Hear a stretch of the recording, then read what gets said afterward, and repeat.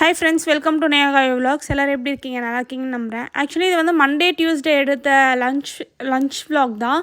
நான் போஸ்ட் பண்ணல, நடுவில் வெளியே போயிருந்ததெல்லாம் போஸ்ட் பண்ணதுனால இதை நான் போஸ்ட் பண்ணல. அதனால் ரெண்டுமே கம்பைன் பண்ணி இன்றைக்கி போஸ்ட் பண்ணுறேன். என்ன லஞ்ச் அப்படின்னு சொல்லிட்டு. மண்டே வந்து ஃபிஷ் குழம்பு, அதுக்கப்புறம் ஃபிஷ் ஃப்ரை, அப்புறம் ஒரு முட்டை, அதுக்கப்புறம் ஒயிட் ரைஸ், மீன் குழம்பு, அவ்வளோதான். இதுதான் வந்து மண்டேவோட லஞ்ச் மெனு. டியூஸ்டே வந்து புளி சாதம், அப்புறம் உருளைக்கிழங்கு, இது 2 தான் பண்ணியிருந்தேன் டியூஸ்டேவோட மெனு. இதுதான் வந்து இந்த 2 நாளுமே என்னோடய லஞ்ச் மெனுவாக இருந்துச்சு. உங்கள் வீட்டில் என்ன செஞ்சுருக்கீங்க, இன்றைக்கி என்ன ஸ்பெஷல் அப்படின்னு சொல்லிட்டு எனக்கு கமெண்ட் பண்ணுங்கள்.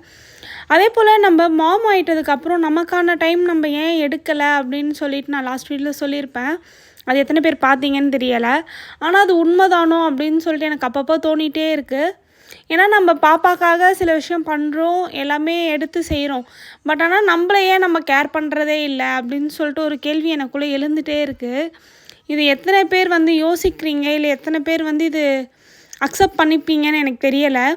ஆனால் சில பேர் வந்து ஒர்க்கிங் உமனாக இருக்கோம், போகிறோம், லைக் ஆஃபீஸ் போயிடுவோம், வருவோம், ஒரு மாதிரி கில்ட்டாகவே இருக்கும். நான் ஒர்க் பண்ணும்போது எனக்கு அப்படி தான் இருந்துச்சு. நான் மெயினாக ஜாப் விட்ட ரீசனே அதுதான் வச்சுக்கோங்களேன். ரொம்ப வந்து நான் ஒர்க் பண்ணும்போது 7 to 4 வந்து எனக்கு ஷிஃப்ட்டு. 7 o'clockனால் நான் எழுந்தோடனே நான் வந்து ஆஸ் யூஷுவல் ஒர்க்கில் தான் உட்காந்துருவேன். ஒர்க்கில் உட்காந்ததுக்கு அப்புறமேட்டுக்கா என்னால் அவள் எழுந்துக்கிட்டாலுமே அவளை காம்ப்ரமைஸ் பண்ண முடியாது. அவளுக்கு சாப்பாடு ஊட்டும் போதே எனக்கு டென்ஷன், அப்படியே ஒரு மாதிரி டென்ஷனாகவே தான் போயிட்டுருக்கோம் அந்த லைஃபு. அதுக்கப்புறம் ஜாப் வந்து ரெகுலராக ஆஃபீஸ் வரணுன்றதுக்காக தான் நான் குவிட் பண்ணேன்.